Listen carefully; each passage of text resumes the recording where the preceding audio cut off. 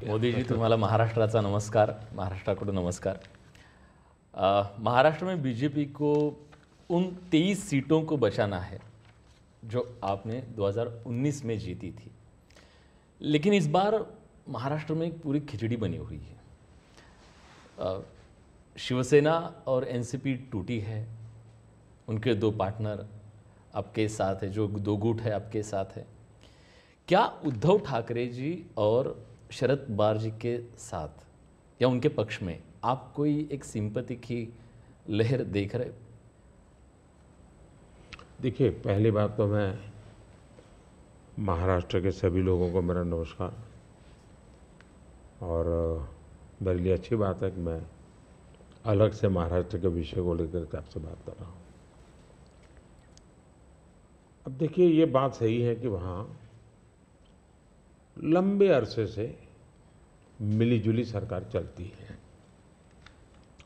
विलासराव देशमुख थे, तब से लेकर के आप देखिए, इवन शरद पवार भी जब मुख्यमंत्री बने थे, वो भी पूर्ण बहुमत के साथ अकेले नहीं बन पाए थे। दूसरा, महाराष्ट्र का दुर्भाग्य रहा है कि लंबे अरसे से 5 साल तक कोई एक मुख्यमंत्री रहा नहीं है। एक भी व्यक्ति 5 साल में, देवेंद्र फडणवीस पहले व्यक्ति थे लंबे अरसे के बाद जो एक पूरा कार्यकाल मुख्यमंत्री रहे, और पूरी सरकार बेदाग रही।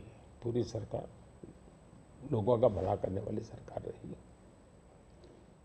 अब सिंपैथी हमारे साथ होनी चाहिए कि जो लोग हमारे साथ चुनाव लड़े, जो लोगों ने हमारे साथ चुनाव लड़ करके महाराष्ट्र के लोगों से वोट मांगा, लेकिन मुख्यमंत्री बनने के खुद के व्यक्तिगत महत्वाकांक्षा के कारण और उसमें अहंकार भर गया, इसके कारण आपने बाला साहब ठाकरे के जमाने से बनी बनाई इस जोड़ी को धोखा दे दिया, और उसका लोगों को गुस्सा है, बीजेपी के प्रति सिंपत्ति है। दूसरा, शिवसेना के अंदर जो तूफान खड़ा हुआ या एनसीपी के अंदर जो तूफान खड़ा हुआ, वो साफ साफ दिखता है कि जब आप अपने परिवार के लोगों को ही प्राथमिकता देते हैं और बाकियों को नहीं देते हैं, तो कभी न कभी तो कठिनाई पैदा होती है।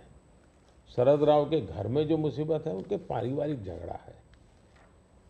भतीजा संभाले कि बेटी संभाले, यहाँ भी इनका झगड़ा यही है कि भाई और कोई सक्षम नेता ऊपर आए कि खुद का बेटा भले अभी, जैसे यहाँ एक परिवार में कांग्रेस के चल रहा है उस पर, तो वो झगड़ा उनका है जी। और मैं मानता हूँ हमारा देश इस प्रकार के पारिवारिक झगड़ों के प्रति नफरत करता है, सिंपैथी नहीं करता है। तो ये बिल्कुल ही, आप सिंपैथी शब्द लेकर के सिंपैथी दिलवाने की अगर कोई कोशिश करता है, तो मैं समझता हूँ वो भी फेल जाने वाली है। लोग नफरत करते हैं, लोग ऐसी चीज़ों को स्वीकार नहीं कर सकते कि भाई ये तुम्हारे घर के झगड़े, तुम घर में निपटो ना, महाराष्ट्र को क्यों बर्बाद कर रहे हो। तो गुस्सा है। दूसरी बात है, जहां तक आज शिंदे जी के नेतृत्व में जो सरकार चल रही है, भारतीय जनता पार्टी का ज़्यादा सीटें होने के बाद में उन्होंने त्याग किया है। त्याग महाराष्ट्र की भलाई के लिए किया है। कुछ लोगों को लगता था कि हम सीएम बनना चाहते हैं, नहीं, पर हम सीएम बन सकते, नहीं बने। महाराष्ट्र की जनता को हमने कन्विंस किया है कि हम महाराष्ट्र के लिए जीते हैं, हमारे लिए नहीं जीते हैं। और इस चुनाव में ये सिंपैथी हमारे पक्ष में है कि इतना बड़ा दल, एक मुख्यमंत्री, सफल रहा हुआ मुख्यमंत्री, वो आज डिप्टी सीएम बन करके भी एक प्रकार से खुद के सम्मान को छोड़ करके आज भारतीय जनता पार्टी सिर्फ और सिर्फ महाराष्ट्र के उज्जवल भविष्य के लिए। और मैं मानता हूँ हमारे देश में बंगाल बर्बाद हो गया, कोलकाता एक इकोनॉमी को ड्राइव करता था, लेकिन वहाँ इस प्रकार की उठापटक की राजनीति ने बर्बाद कर दिया। बिहार और उत्तर प्रदेश अस्थिरता की राजनीति ने तबाह करके रख दिए थे। महाराष्ट्र को इस हालत में जाने नहीं देना चाहिए। मुंबई देश की आर्थिक राजधानी है। हमें देश हित में भी महाराष्ट्र में मजबूती के साथ आगे बढ़ना चाहिए और ये बात हम महाराष्ट्र की जनता को समझा रहे हैं, उनको कन्वे कर रहे हैं और महाराष्ट्र की जनता बहुत पॉजिटिव रिस्पॉन्स दे रही है जी। ओके। महाराष्ट्र में बीजेपी, शिवसेना और एनसीपी की महायुति बनी है, लेकिन इस चुनाव में आखिरी समय तक सीटों की खींचातान बहुत चल रही है। अभी तक टिकट का वितरण भी बहुत जगह पे नहीं हुआ है। ये महायुति पर एक बड़ा सवाल नहीं है खड़ा करता? मुझे लगता है ये जो पहले दो वाक्य बोले ना, उसके सिवाय बाकी सब जो बता रहे वो उन लोगों का प्रॉब्लम है। वहाँ सीटें तय नहीं हो पा रही हैं, वहाँ निर्णय नहीं हो पा रहा है, वहाँ पैरेलल चुनाव लड़े जा रहे हैं। इस बाजू तो ऐसा ही नहीं, बीच बाजू तो चल पड़े हैं लोग, मिलजुल करके सीटें तय कर करके चल पड़े हैं जी, और वेल इन एडवांस कर दिया है।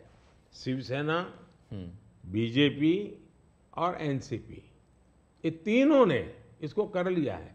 सामने जो नकली पार्टियों का मेला मिलाप है वहां नहीं हो पा रहा है जी, उल्टा है। कितनी सीटें देखते हैं आप महाराष्ट्र में? पिछली बार 41 आई थी, इसलिए पूछ रहा हूँ ये सवाल। हम बहुत ताकत के साथ आगे बढ़ रहे हैं। वोट भी बढ़ेगा, सीट भी बढ़ेगी। सर, 2017 में आप ही की सरकार ने शरद पवार जी को पद्म विभूषण दिया था, जो देश का सेकेंड हाईएस्ट सिविलियन ऑनर है। लेकिन पिछले मंगलवार को शरद पवार जी ने एक कह दिया, मराठी में ते मराठीत असं म्हणाले की मोदी जी देशाचे नवे पुतीन आहेत, आप नए पुतीन बन रहे हैं। आप इस कमेंट को कैसे देखते हैं? मैं उनका आदर करता हूं, आज भी करता हूं। हाँ। और मैं मानता हूं सार्वजनिक जीवन में लंबे अरसे तक जिन जिन लोगों ने काम किया है वो हमारे साथ रहे न रहे, हमारे विरोध में रहे, वो अलग बात है। इसका मतलब ये हुआ कि जिसके अंदर वो पुतिन को देखते हैं उसकी सरकार से अवार्ड लेकर के वो गर्व कर रहे हैं। ये तो बहुत बड़ा कॉन्ट्राडिक्शन है भाई। लेकिन वो गर्व कर रहे हैं। जहाँ तक मेरी पार्टी की सोच और व्यक्तिगत रूप से मेरी सोच, अब देखिए हमने भारत रत्न दिया तो किसको दिया? प्रणब मुखर्जी, नरसिम्हा राव, चौधरी चरण सिंह जी, कर्पूरी ठाकुर, और इस देश में किसी ने क्वेश्चन नहीं किया कि मोदी जी अब इनको क्यों भारत रत्न दे रहे हैं। सबको लगता हाँ यार ये ड्यू था, डिजर्व था। किस दल के थे? हमारे खिलाफ ढेर सारी बातें उन्होंने बताई हुई ऐसे लोग हैं, लेकिन निर्णय उसके आधार पर नहीं होता है। आप पद्म पुरस्कार देखिए, मुलायम सिंह जी, असम के तरुण गोगोई जी, पीए सांगमा जी, जमीर जी, एसएम कृष्णा जी, आप देखिए जी, सारे लोग हैं दूसरी पार्टियों के हैं, हमने उनको पद्म दिया। हम पद्म देते हैं उनको अपने अपने क्षेत्र में जो उनका योगदान है, देश के लिए जो भी उन्होंने किया है, ये देश का दायित्व है। अवार्ड देश का है, दल का नहीं है जी। ये मोदी की पर्सनल प्रॉपर्टी नहीं है, ये भारतीय जनता पार्टी का उस पर कॉपीराइट नहीं है जी।